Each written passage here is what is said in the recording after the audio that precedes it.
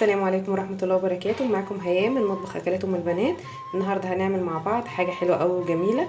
هنعمل رز بلبن وهنشوف ازاي نطلعه كريمي وناعم وفي نفس الوقت الوش بتاعه مكرمش زي ما بنشتريه من بره. معايا كوباية رز مصري مغسولة، ومعايا كوباية ونص سكر، ومعايا معلقة كبيرة نشا، معلقة كبيرة هرمية، ومعايا كيسين فانيليا، ومعايا كيلو لبن. بينا نشوف الطريقة مع بعض. معايا حلة فيها 5 كوبايات من المية، هنزل فيها بكوباية الرز وهحطها على النار لحد ما تغلي. انا كده رفعت الرز على النار وهحط له رشه ملح صغننه قوي على طرف المعلقه كده، حوالي ربع معلقه ملح صغيره. دي بتظبط معايا طعم السكر قوي، بتخلي طعم الرز حلو. هسيبه يغلي على النار ونشوفه بعد كده مع بعض. وده شكل الرز بتاعي بعد ما اخد غلوه.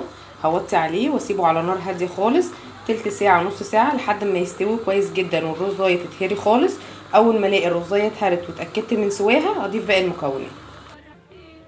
ده شكل الرز بتاعي بعد ما شرب الميه بتاعته وعدى عليه تلت ساعه. شايفين شكله؟ انا عايزه الرز بالطريقه دي، وشايفين الرزايه مستويه جدا. بينا نحط باقي المكونات بتاعتنا. ودلوقتي هحط كوبايه ونص سكر، ومعايا كيلو لبن جايباه سايب من عند اللبان.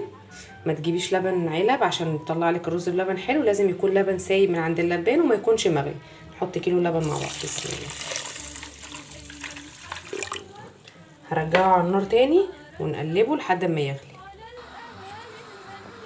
وبعد ما رفعت الرز بلبن على النار قلبته كويس لحد ما السكر داب، واللبن دلوقتي ابتدى يسخن معايا واتاكدت ان السكر داب كويس. السكر ممكن تقلليه عن كده براحتك، بس احنا هنا بنحب السكر زياده شويه، فعشان كده حطيت كوبايه ونص.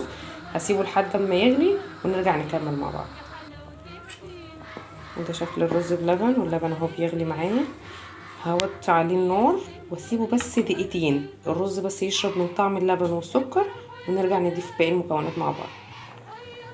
وده شكل الرز بتاعي بعد ما عدى عليه دقيقتين وهو على نار هاديه. بصوا القشطه بتاعت اللبن. هديله تقليبه، ومحضره معايا معلقه نشا كبيره هرميه ومدوباها في شويه ميه صغيرين، وهنضيفها على الرز بلبن بتاعنا.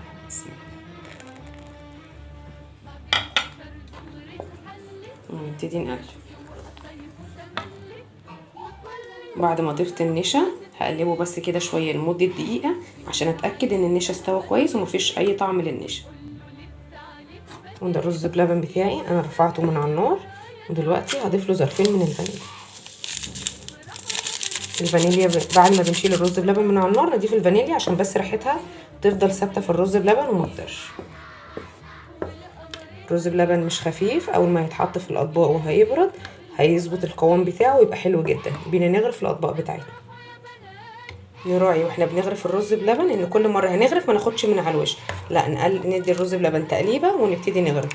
بصوا كل ما هيبتدي البخار منه يروح كل ما قوامه هيظبط معانا.